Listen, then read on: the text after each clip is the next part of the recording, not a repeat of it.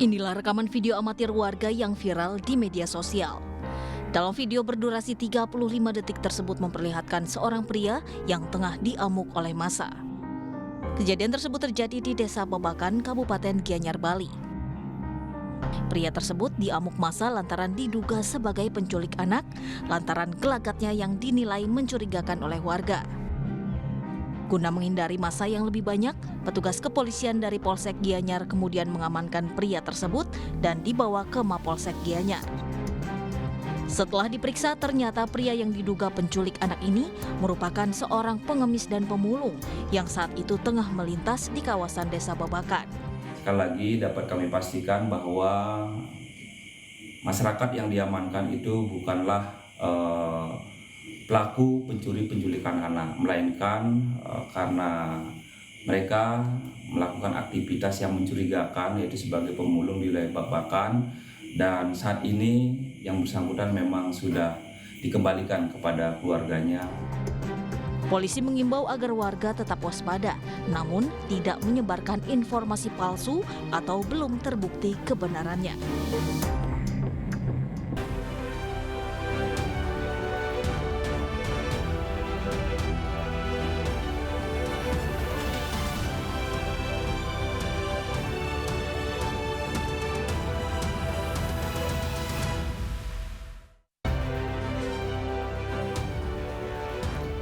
Seorang guru agama sekolah dasar negeri di kawasan Durensawit, Jakarta diduga mencabuli muridnya.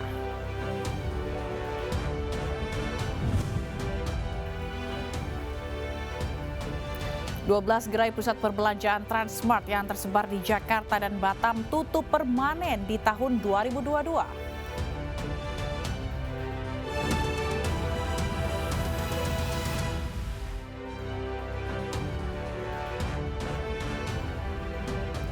Halo, selamat malam pemirsa. Hujan deras disertai angin kencang menyebabkan sejumlah pohon berukuran besar tumbang hingga menimpa mobil dan pengendara motor. Bersama saya, Fazilah Khairunisa. Inilah iNews Malam selengkapnya.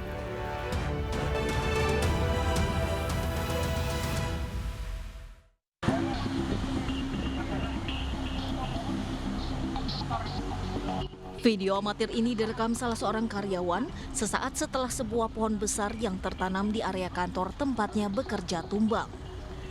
Pohon jenis mahoni dengan ketinggian sekitar 10 meter itu tumbang dan menimpa sebuah mobil yang terparkir di halaman kantor asuransi di Cempaka Putih, Jakarta Pusat.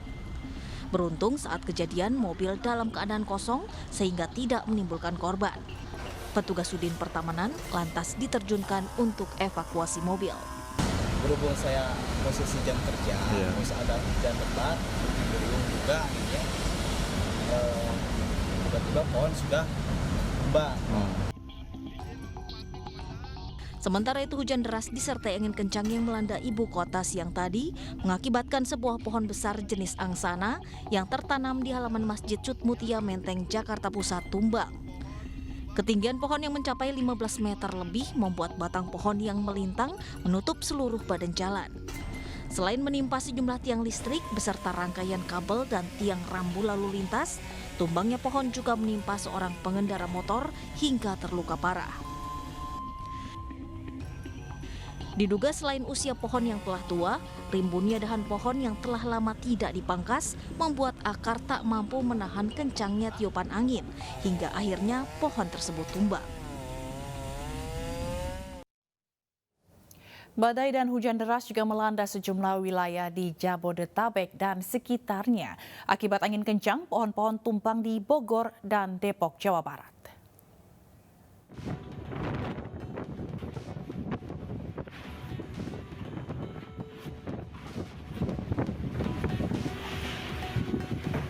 Angin kencang disertai hujan deras menumbangkan 2 pohon di Jalan Poros Transyogi, Kabupaten Bogor, Jawa Barat. Pohon yang tumbang menimpa 2 pemotor hingga mengalami luka-luka. Pohon tumbang juga memutus lalu lintas dari arah Jonggol ke Cilengsi dan menyebabkan kemacetan.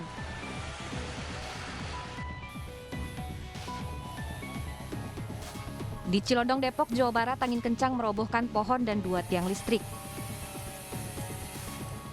Saat angin kencang melanda, sebuah pohon roboh dan menyeret kabel listrik hingga tiang listrik melintang di jalan. Muter kan, anginnya muter, ya itu terus ngenain pohon itu, ya untungnya nggak banyak mobil lewat, tapi ada tadi ya yang kena itu mobil Avanza kena ketiban kabel ketarik. Angin kencang di Pamulang, Tangerang Selatan, Banten menumbangkan papan reklame. 2 unit motor rusak akibat tertimpa papan reklame ini. Papan reklame dievakuasi dari jalan setelah 3 jam dengan memotong papan tersebut satu persatu. Tim Liputan iNews melaporkan. Pemirsa, ratusan warga Werep Distrik Jayapura Selatan memilih mengungsi pasca gempa magnitudo 5,4 mengguncang Jayapura pada Kamis sore. Selain mengakibatkan korban jiwa, sejumlah bangunan juga mengalami kerusakan. Dan hingga Kamis malam, gempa susulan terus terjadi. Ratusan warga Werep Distrik Jayapura Selatan, Kota Jayapura, Papua memilih mengungsi ke lokasi yang aman. Di Detasemen Jasa Angkutan Kodam 17 Cendrawasih, sebanyak 3 tenda disiapkan untuk menampung para pengungsi.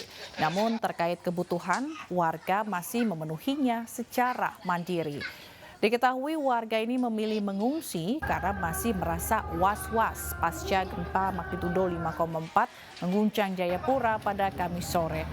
Mereka berencana akan tetap tinggal di tenda pengungsian hingga situasi aman.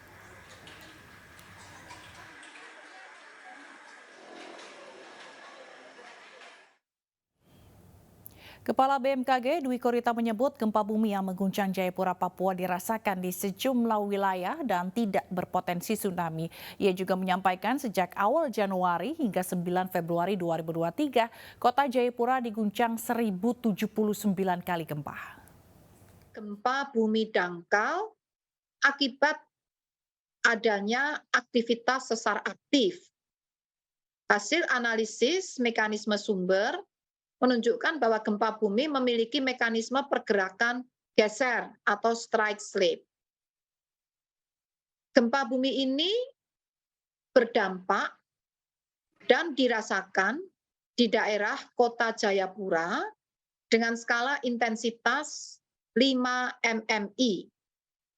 Artinya, getaran dirasakan hampir semua penduduk dan membangunkan orang yang tidur ini ya. Dan dampaknya dapat mengakibatkan retakan pada dinding. Namun sejak 2 Januari hingga hari ini di Jayapura, di kota Jayapura dan sekitarnya telah terjadi 1079 kali kejadian gempa dan 132 kali diantaranya dirasakan oleh masyarakat. Sementara itu, petugas gabungan masih mencari keberadaan pilot Susi Air Philips M usai peristiwa pembakaran pesawat di Nduga, Papua Tengah. Sementara 5 penumpang pesawat Susi Air dan 15 pekerja bangunan puskesmas telah dievakuasi dan mendapat perawatan medis.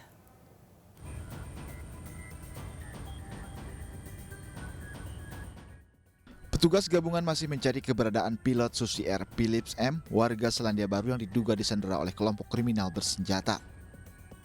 Kapolda Papua Irjen Matius Fahiri mengatakan telah berkoordinasi dengan sejumlah tokoh. Ia pun meminta masyarakat membantu dan dapat bernegosiasi dengan anggota KKB agar pilot Susi Air dikembalikan.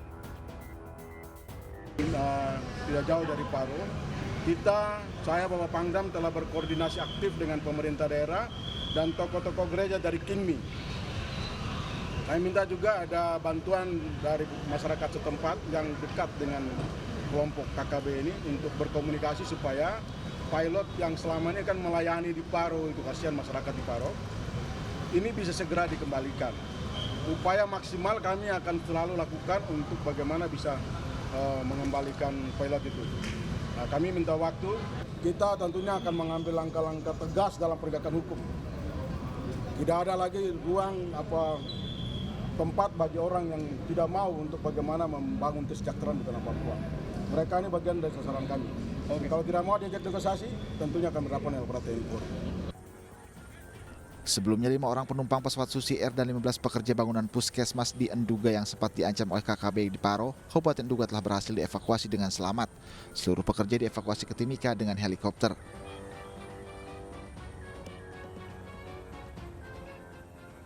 Usai tiba di Bandara Moses Kilangin Timika, penumpang pesawat Susi Air dan 15 pekerja ini langsung dibawa dengan mobil ke RSUD Mimika dengan pengawalan ketat TNI Polri. Sebelumnya pesawat yang dipiloti Philips Martens itu dibakar kelompok kriminal bersenjata KKB di landasan udara distrik Paro, Kabupaten Enduga, Papua Tengah.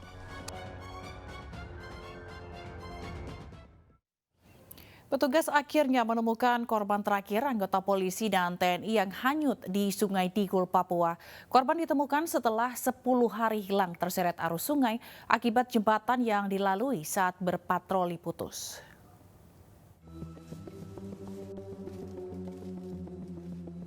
Selama 10 hari polisi menyusuri Sungai Digul di Papua. Upaya ini dilakukan guna mencari rekan-rekan mereka yang hilang terbawa arus sungai. Pencarian tidak hanya dilakukan dengan berjalan kaki, namun juga menggunakan mobil dan perahu. Korban terakhir pun ditemukan. Bribtu Yohanes Matius ditemukan tidak bernyawa di distrik Kawagit, Bovendigul, Papua Selatan. Kemudian pada pukul 15:29 waktu Indonesia bagian timur, mendapatkan informasi bahwa telah ditemukan jasad seorang laki-laki yang hanyut di Kali Digul dan diamankan di distrik Kawagit, Kabupaten Bovendigul. Sebelumnya 4 aparat TNI dan Polri hilang di Sungai Digul. Para korban tewas ditemukan terpisah, yakni Pratu Ferdian, Bribda Risman, Bribda Stephen Randongkir, dan terakhir ditemukan Bribtu Yohanes Matius. 28 Januari lalu, jembatan Sungai Digul di Pegunungan Bintang putus. Keempat korban jatuh ke sungai saat berpatroli di pos perbatasan. Dari Jayapura, Papua, Freddy Nurboba, iNews melaporkan.